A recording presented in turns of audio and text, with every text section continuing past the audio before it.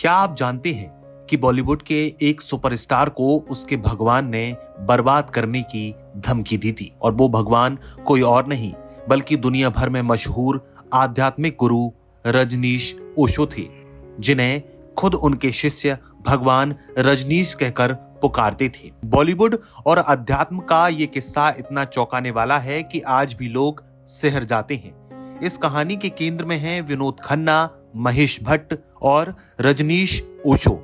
एक सुपरस्टार जिसने शोहरत छोड़ दी, एक फिल्म मेकर जिसने गुरु को कमोड में फेंक दिया और एक धमकी जिसने सब कुछ बदल दिया। 1970 के दशक में जब अमिताभ बच्चन के स्टारडम को टक्कर देने वाले गिने चुने एक्टर्स थे तो उनमें सबसे बड़ा नाम विनोद खन्ना का आता था। विनोद खन्ना हैंडसम और टैलेंटेड थे, उनके पास सुपरहिट फिल्मों की लाइन लगी थी।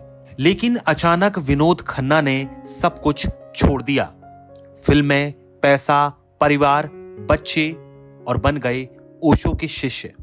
विनोद खन्ना का नाम भी बदल दिया गया। उनका नाम वहां रखा गया स्वामी विनोद भारती। वो मुंबई छोड़कर अमेरिका के ऑर्गन चले गए, जहां रजनीशपुरम में वो ध्यान करते थे और आश्रम में माली का काम करते थे। लेकिन इस पूरे आध्यात्मिक सफर के पीछे जो शख्स था वो थे महेश भट्ट। महेश भट्ट ने ही विनोद खन्ना को ओशो से मिलवाया था। खुद महेश भट्ट भी ओशो के कट्टर अनुयायी थे। भगवा कपड़े, दिन में 5 बार मेडिटेशन और पूरी तरह से समर्पण। लेकिन फिर कुछ ऐसा हुआ कि महेश भट्ट का मोह भंग हो गया।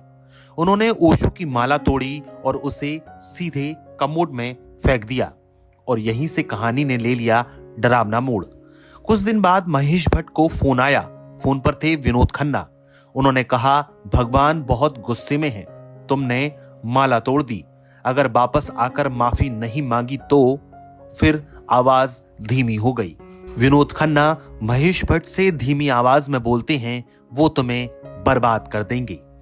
ये कोई फिल्म का डायलॉग नहीं था, यह असल जिंदगी की धमकी थी। लेकिन महेश भट्ट भी फैसला कर चुके थे। वो पीछे नहीं हटे।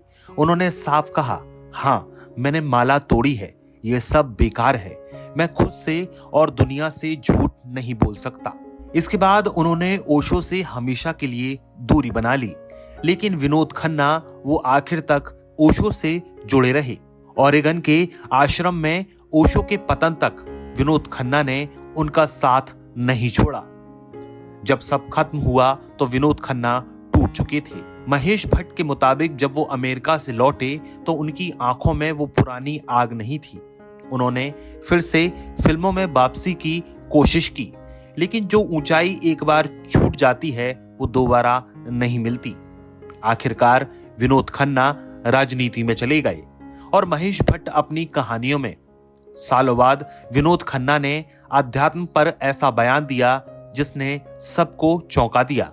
उन्होंने कहा कि मुझे समझ आ गया है कि आध्यात्मिकता अमीर लोगों के लिए है, ये व्यवहारिक नहीं है।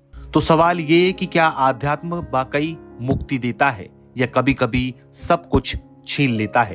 अगर आपको ऐसे ही अनसुने, चौंकाने वाले और बॉलीवुड के किस्से पसंद हैं तो वीडियो को लाइक कीजिए, चैनल को सब्सक्राइब कीजिए और कमेंट में बताइए आप इस कहानी को कैसे देखते हैं।